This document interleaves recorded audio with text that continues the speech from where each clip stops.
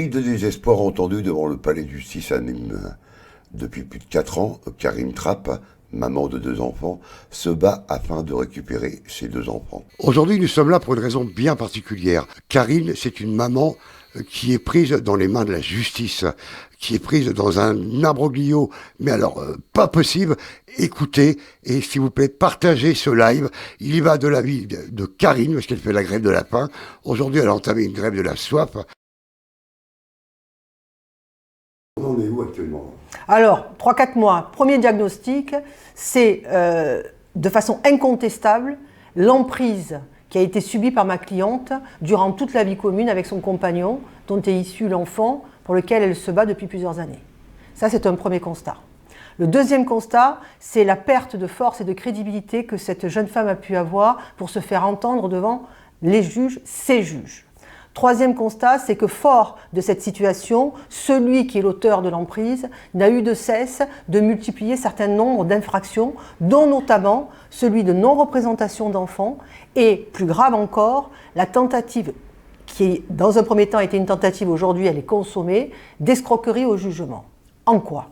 Escroquerie au jugement en ce que ce dernier a déposé une plainte contre cette dernière pour des faits de violence. Il accusait ma cliente de l'avoir violentée, alors que la réalité, c'est que c'est cette dernière qui subissait ces violences, tant psychologiques que physiques. Comment est-il parvenu, à travers une simple plainte, à une condamnation ? Eh bien, c'est directement lié à la défaillance de l'administration de la preuve par les autorités judiciaires et notamment par la Chambre des appels correctionnels qui a retenu par une simple photographie qui a été réalisée par ce dernier. Faisons simple.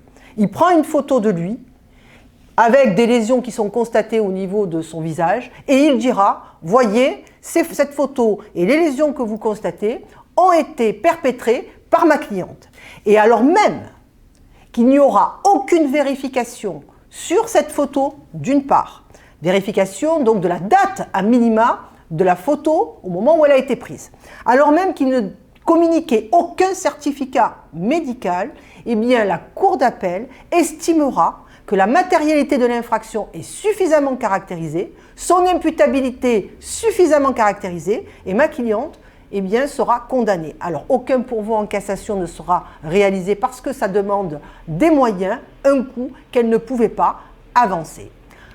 Une fois condamnation posée, le seul moyen de recourir soit à une procédure en révision, soit éventuellement à avoir une condamnation, c'est de faire la démonstration que le document, en l'espèce cette photo qui constatait ces lésions, était un faux. Comment nous pouvons y parvenir ? Ma cliente a été dans l'obligation de saisir 2 experts en médecine légale, 2 experts inscrits tous 2 auprès de cours d'appel, afin de déterminer par rapport à ses déclarations et par rapport à la photo si ses propos étaient crédibles. Tous 2, sans s'être concertés, les 2 experts et sans concertation, ont conclu de façon irréfragable que les lésions telles que constatées dans la photo étaient de l'automutilation et ne pouvaient pas être réalisées par des coups portés par une tierce personne. Fort de ces 2 expertises, on a pu saisir la juridiction à nouveau, suivant le fondement donc de l'escroquerie au jugement. Le fait de fournir un faux document mensongèrement pour contraindre les juges à rendre une décision en sa faveur caractérise l'escroquerie au jugement. C'est-à-dire que celui-ci a une telle assurance en lui qu'il en est arrivé à tromper ses juges pour envisager la condamnation de ma cliente. Alors à ce jour, il y a deux procédures qui sont en cours. Il y a une procédure de citation directe devant le tribunal correctionnel de Mende pour non-représentation d'enfants, puisque ce dernier, aujourd'hui, eh bien, ne présente pas les enfants. Il met tout en œuvre pour rompre les liens entre la mère et ses enfants. Alors, en d'autres termes, l'intérêt supérieur de ses enfants n'a aucune espèce d'importance le concernant. Et puis, il y a une seconde procédure qui est pendante devant les juridictions, c'est la procédure relative à l'escroquerie au jugement, celle qui a conduit la condamnation par la Cour d'appel de Nîmes de ma cliente pour des faits de violence volontaire. Il y a cette procédure devant le tribunal correctionnel de Mende pour non-représentation d'enfants, en espérant que cette condamnation à venir l'amène à une meilleure réflexion, puisqu'il n'est pas en capacité de lui-même de prioriser l'intérêt supérieur de ses enfants afin qu'ils maintiennent les liens avec leur mère. Ça, c'est ce que nous escomptons très fortement. Et alors à ce moment-là, le lien va à nouveau être tissé. On ne pourra pas revenir sur 3 ans de combat judiciaire. Entre 2017 et 2020, il y aura 19 décisions qui seront rendues tant par le juge des affaires familiales que par le juge pour enfants. Dans une incapacité pour madame d'arriver à exprimer cette souffrance et donner davantage de force dans la souffrance que ses propres enfants vivent à l'heure actuelle, tant cet homme a une capacité intellectuelle à endormir son entourage, y compris les juges qui ont été amenés à rendre ces décisions.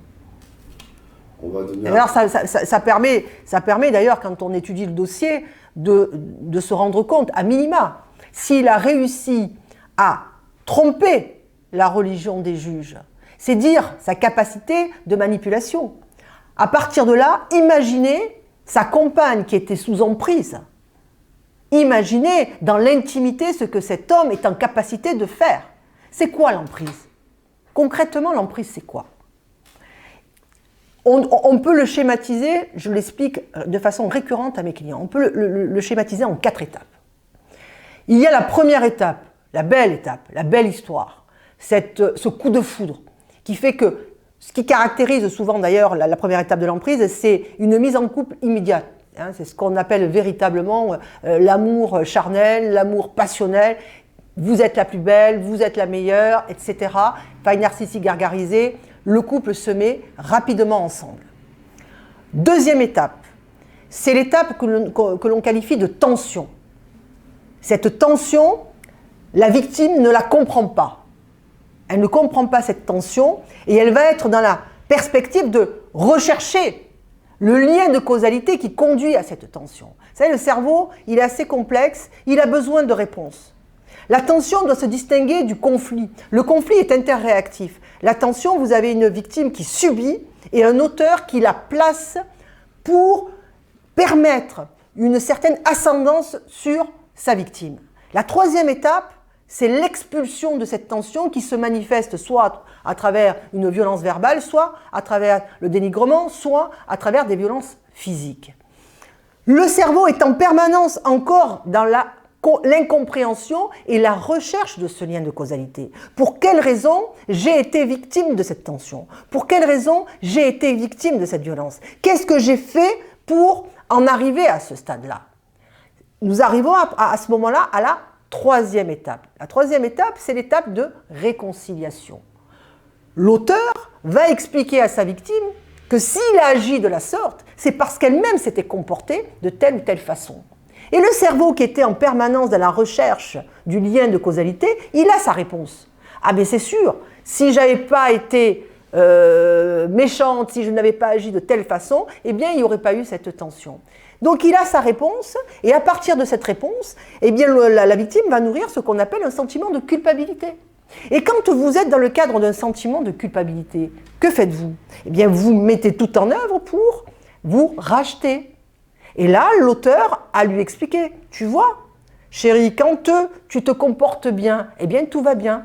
Et donc on revient sur le cycle, et ce bien-être qu'elle a pu éprouver au moment de cette rencontre, eh bien elle retrouve cette sensation de bonheur recherché, tout va bien, et puis ensuite le cycle reprend. Et c'est ainsi que vous avez les victimes qui vous disent, à son pas, à sa voix ou à son regard, je savais qu'il allait se passer quelque chose. Le cycle continue, et plus le cycle continue, plus la personne est sous emprise. Donc il faut un auteur particulièrement manipulateur et une victime avec certaines failles pour que ce phénomène d'emprise puisse préexister. Et lorsque cette victime sort de cette emprise, pour X facteurs, eh bien, va se développer chez l'auteur de l'emprise qui a perdu cette emprise un sentiment haineux, un sentiment violent, et tout sera mis en œuvre pour briser celle qui n'est plus sous son emprise. Et évidemment, si vous voulez briser une mère, eh bien, vous prenez ses enfants, vous la privez de ses enfants, et effectivement, vous la brisez. Quand elle est brisée, elle sombre évidemment dans une dépression. En sombrant dans la dépression, eh bien, il mettra en avant le fait que, eh bien, elle a des troubles mentaux. Ces troubles mentaux seront caractérisés bien, par le comportement agressif qu'elle peut témoigner parce qu'une mère se retrouve privée de ses enfants et donc elle va effectivement manifester une forme d'agressivité verbale en raison de ce manque. Il la privera et il la poussera. Donc, elle se présentera, à titre d'exemple, au domicile pour récupérer ses enfants dont elle avait la garde. Il ne sera pas là. Une demi-heure avant, il lui enverra un message par texto en lui indiquant « Tes enfants, tu ne les verras pas ». Il s'en va. Pendant une semaine, elle n'aura aucune nouvelle de ses enfants. Elle ne saura pas où ils se trouvent. Elle déposera plainte. Et malgré la décision qui sera rendue par le juge d'affaires familiales, malgré cette décision-là, eh bien, les gendarmes ne feront aucun déplacement, ne mettront pas en garde l'auteur de la non-représentation d'enfants. Pire, ils seront particulièrement conciliants. Pourquoi? Eh bien parce qu'on se retrouve dans un petit village, parce que tout le monde se connaît, parce que c'est quelqu'un de bien, parce que le manipulateur sait séduire et généralement est très apprécié par son entourage, qu'il soit social, professionnel.